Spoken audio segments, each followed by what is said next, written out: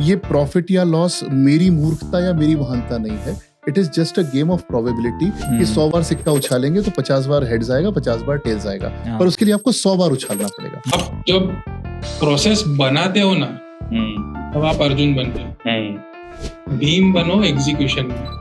You cannot take revenge from the market. You have to be along with market. अगर कोई होली ग्रेल खोज रहा है ना, तो उसको वो खोजना चाहिए कि का प्रॉब्लम कैसे अपने आप को ना हो। हजारों इंडिकेटर ऐसे कि हर एक इंडिकेटर पे दम निकले, बहुत निकले मेरे ट्रेड्स, लेकिन फिर भी कम निकले। प्रॉफिट अनलिमिटेड है, लॉस अपना कैप है, तो M2M देख के करना क्या है। अगर आपको एक्साइटमेंट चाहिए ना तो कैसीनो चले जाओ। अगर सीरियस पैसा बनाना है तो और जो न्यू कमर है उसके लिए आप क्या एडवाइस करोगे, कैसे आप वो अपने आप न्यू कमर को यही एडवाइस करूंगा कि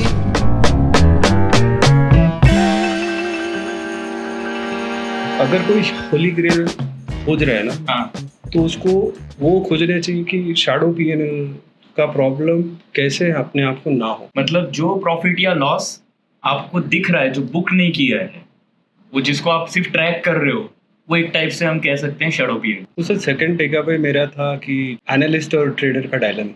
तो हर एक ट्रेडर में बेसिकली दो पर्सनैलिटीज होती है, एक एनालिस्ट और एक ट्रेडर। एनालिस्ट का काम है कि रिसर्च कर लो, आप रिस्क एनालिसिस कर लो, आप पोजीशन साइजिंग बता दो, एंट्री प्राइस बता दो, एग्जिट बता दो, और पीरियड बिडिंग के कुछ रूल्स है तो आप वो बता दो। और जैसे ही ऑर्डर पंच होता है तो एनालिस्ट का काम खत्म होता है। बट क्या होता है कि फॉर एग्जांपल मेरा कोई फ्यूचर का पोजीशन है, जैसे मेरा रिस्क है 25,000 रुपीज, वो जनरली सर अब मार्केट मूव ऐसे तो नहीं करता ना कि स्ट्रेट कि आपने लिया सीधा चला गया या सीधा नीचे आ गया, ऐसा ऐसा चलेगा, ऐसा ऐसा चलेगा। जो भी वोलेटिलिटी और ट्रेंड के बेसिस पे जो मूव होने हैं वो होना है, बट उसमें जो इमोशंस होते हैं, फॉर एग्जांपल सर अभी एक फ्यूचर मान के चलिए लॉन्ग किया है तो वो 100 से 150 पहुंचा।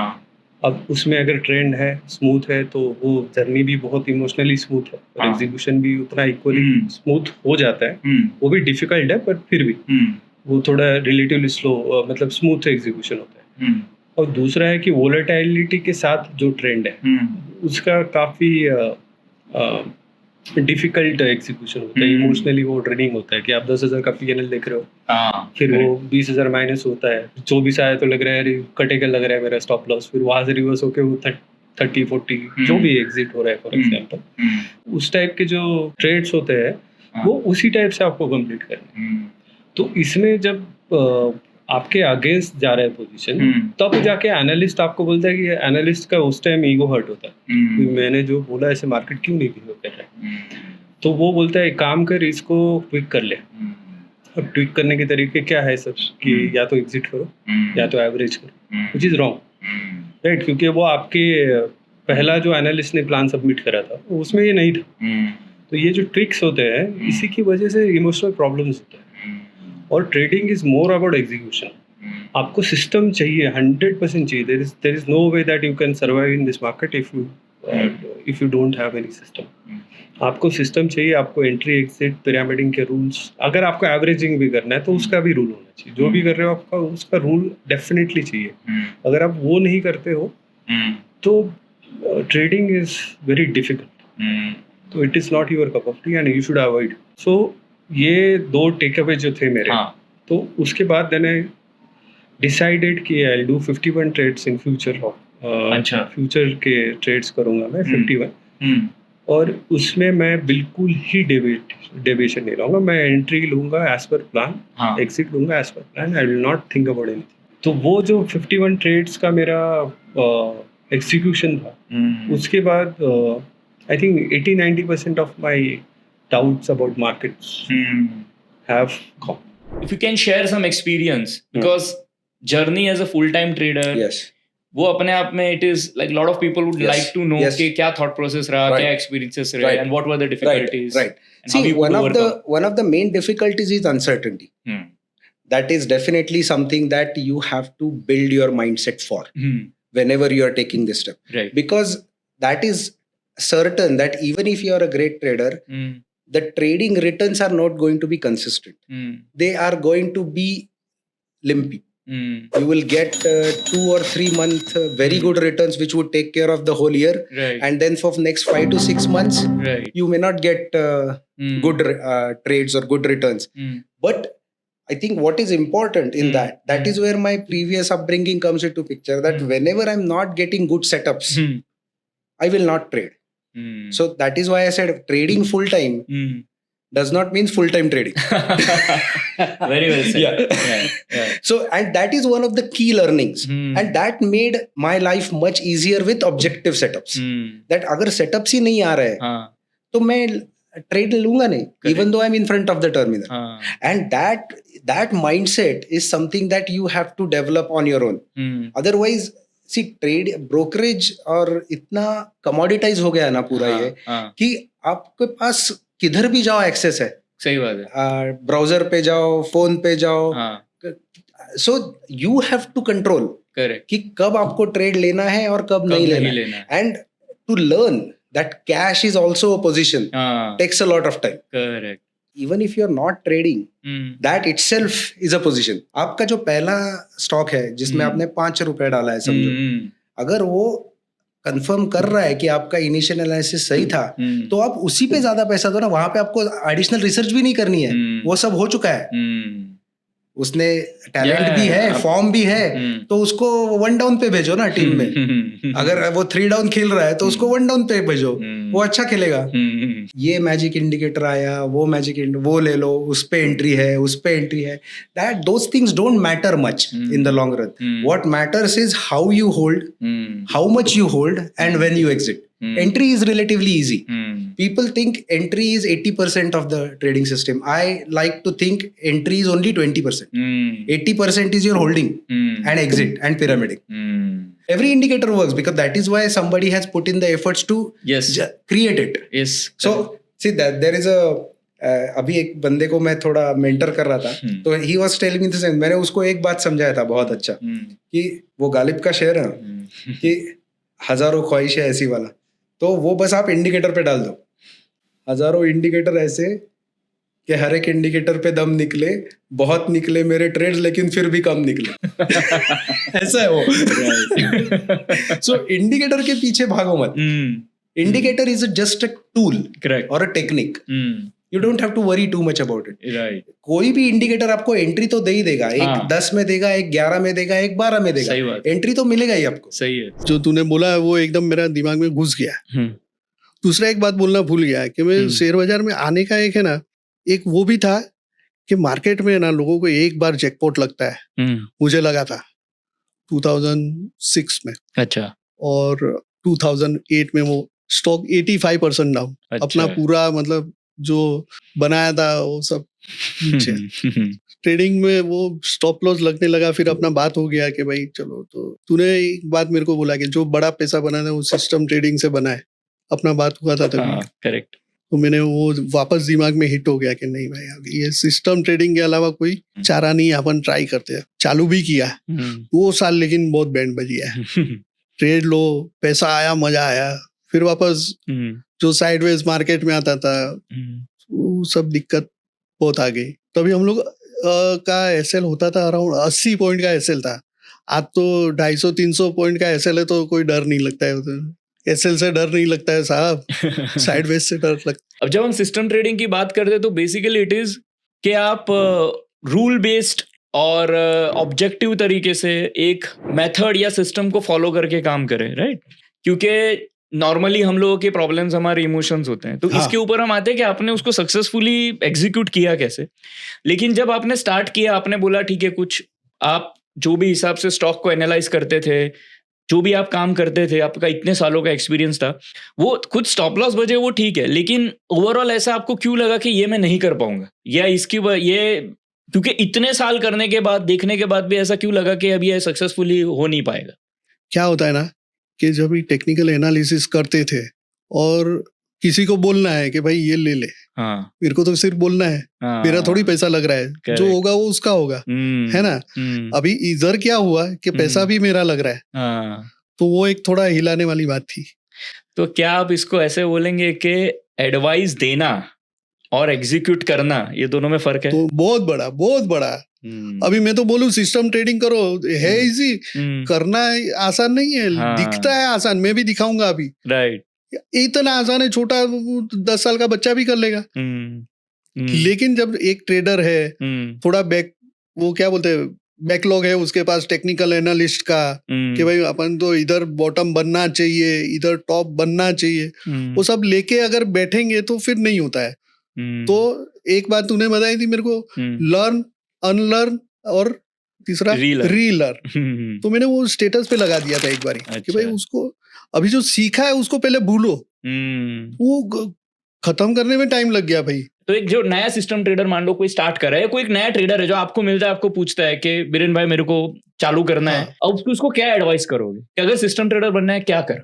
देखो, सिस्टम ट्रेडर बनना है ना, अगर आपको एक्साइटमेंट चाहिए ना तो कैसीनो चले जाओ। अगर सीरियस पैसा बनाना है तो सिस्टम ट्रेडर, सिस्टम में क्या बोलते हैं, एक्साइटमेंट नहीं है। अभी जैसे टाइम में आप करोगे क्या, है ना, तो फिर आदमी क्या करेगा, ये इधर उधर। एक्साइटमेंट चाहिए, चले कैसीनो में बनाओ ना पैसा, इधर मत आओ। फिर अब मुझे बताइए, जब इसमें किसी स्ट्रैटेजी में थोड़ा बड़ा ड्रॉडाउन आए, आप उस ड्रॉडाउन को हैंडल करने के लिए क्या करते हो? आई गिव इनफ टाइम कि अगर ओवर अ लॉन्ग पीरियड ये आपको लॉस दे रही है तब फिर हम उसको रोकेंगे, क्योंकि सर मार्केट फेस चेंज होगा तो शायद अगर बहुत चॉपी मार्केट होगा तो ये ब्रेकआउट्स जो है वो नलिफाई होंगे।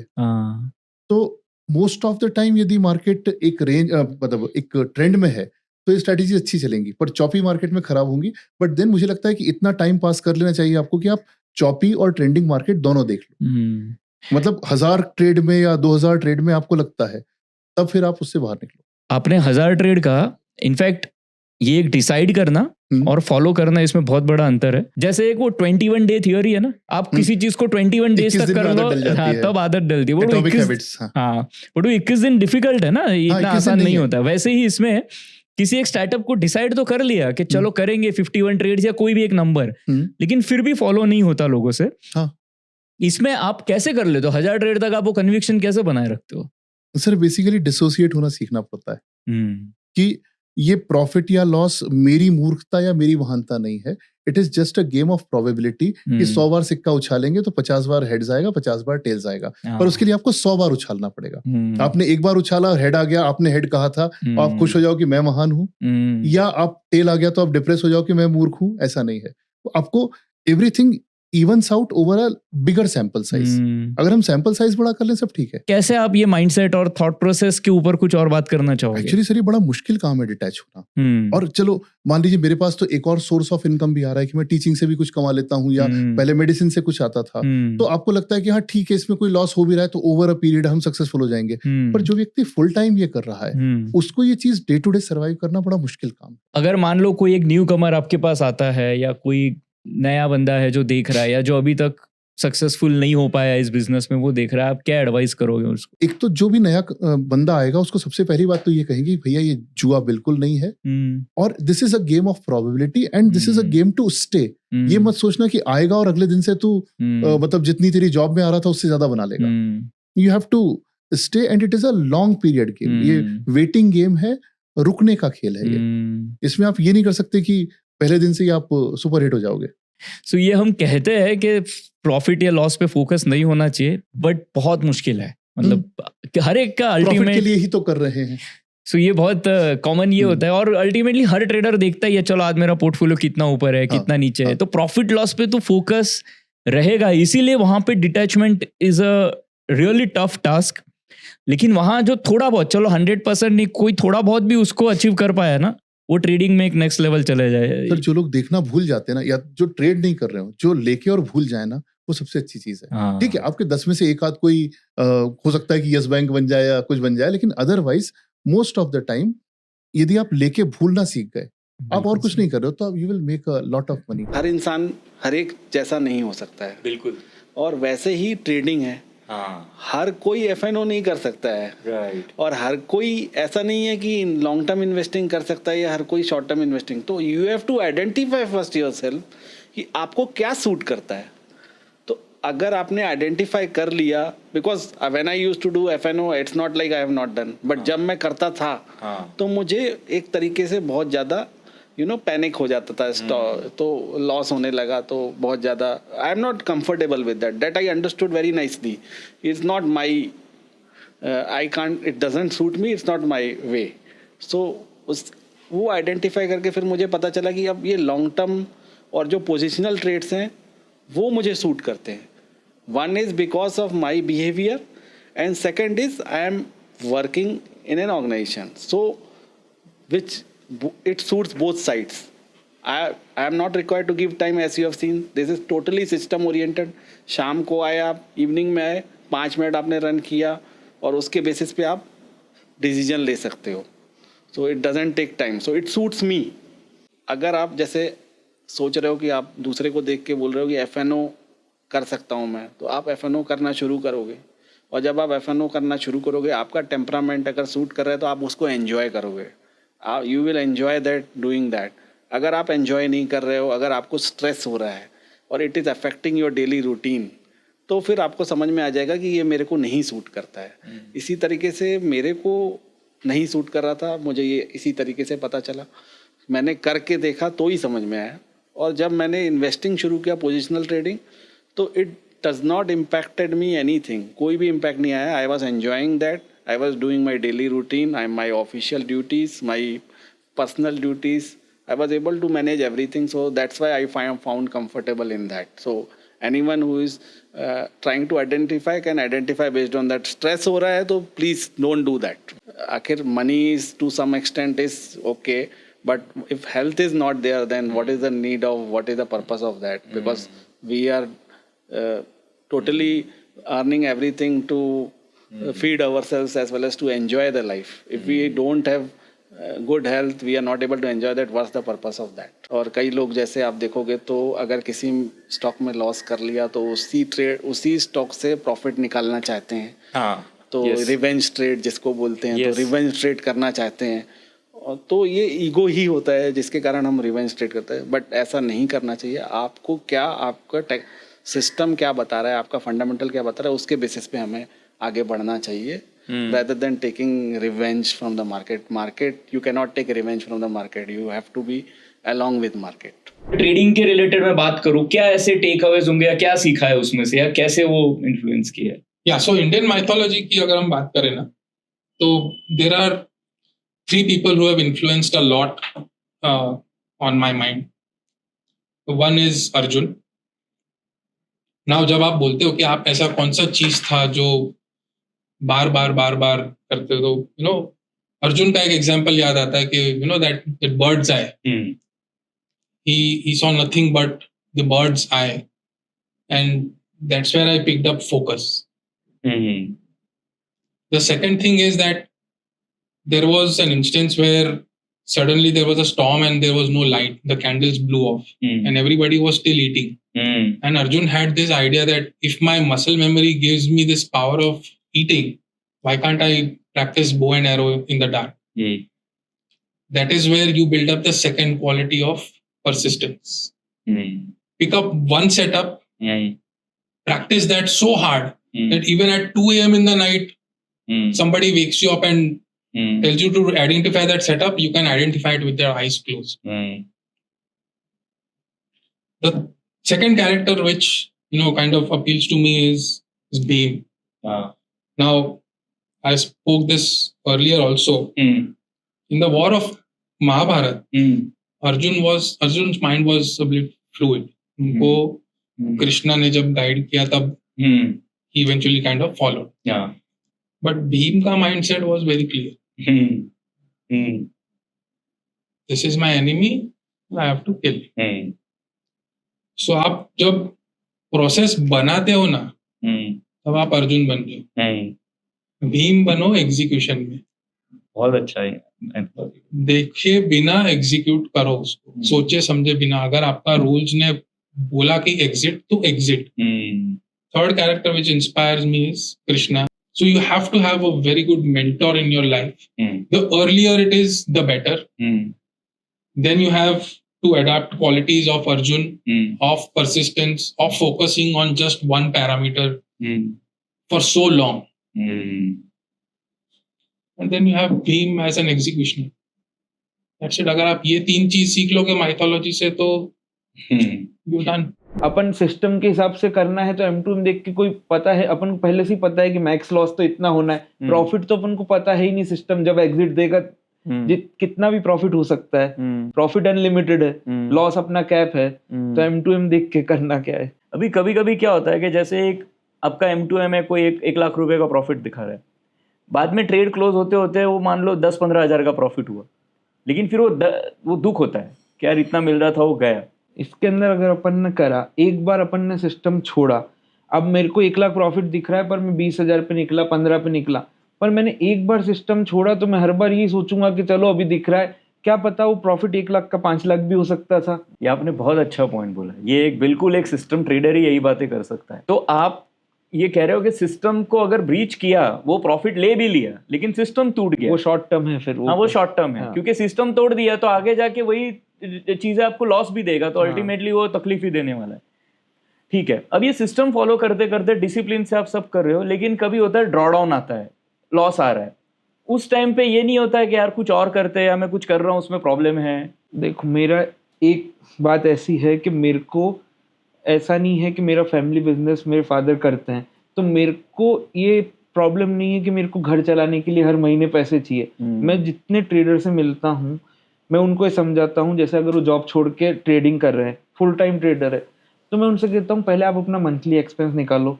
अब आप जो मंथली एक्सपेंस है उस हिसाब से आप मिनिमम 1 साल का पैसा आप अलग लिक्विड फंड में या किसी में डाल के रखो कि आप फ्री माइंड से आप ट्रेड तो कर सकते हो। उसके बाद क्या आपको पता है अगर 4 महीने भी आप लॉस में हो और आपकी स्ट्रेटेजी सही है तो आप 1 साल तक आपको ये प्रॉब्लम नहीं है कि घर कैसे चलेगा मेरा। और मेरे साथ ये ऐसा नहीं है कि मेरे को घर चलाने के लिए मेरे को करना है, इसलिए मैं फ्री माइंड से मैं ज़्यादा उस कर सकता हूँ। ड्रॉ डाउन आता है कंटिन्यू, 3 महीने भी खराब आते हैं, पर ऐसा नहीं है 3 महीने बाद अच्छा भी आता है। तो ये जो प्रोसेस रहा है आपका कि प्रोसेस ओरिएंटेड ट्रेडिंग की तरफ पूरी तरह से बढ़ना, डिसिप्लिन से काम करना, ये सब में जो कोई अगर आना चाहता है, मतलब जो सिस्टमेटिक ट्रेडिंग है, या आप समझो आप तो इतने सालों से अपने मार्केट भी देखा है, आपने एक अच्छा पोर्टफोलियो भी बिल्ड किया है, तो अगर आप कोई इसको स्टार्ट करता है, 2-3 टाइप के लोग हो सकते हैं। कोई एक है जो ट्रेडिंग में स्ट्रगल कर रहे हैं, ठीक है, कोई एक है जो कर रहा है और उसको इम्प्रूव करना है। इन लोगों को आप अपने एंड से अपना एक्सपीरियंस शेयर करके क्या ऐसा कुछ सजेशन देना चाहोगे, क्या करना चाहिए? नहीं, first of all I like to say कि डिफाइन एज के प्लेटफॉर्म पे you get so many options कि आपके प्रोफाइल के हिसाब से सूट होगा, ऐसे विल डेफिनेटली गेट समथिंग।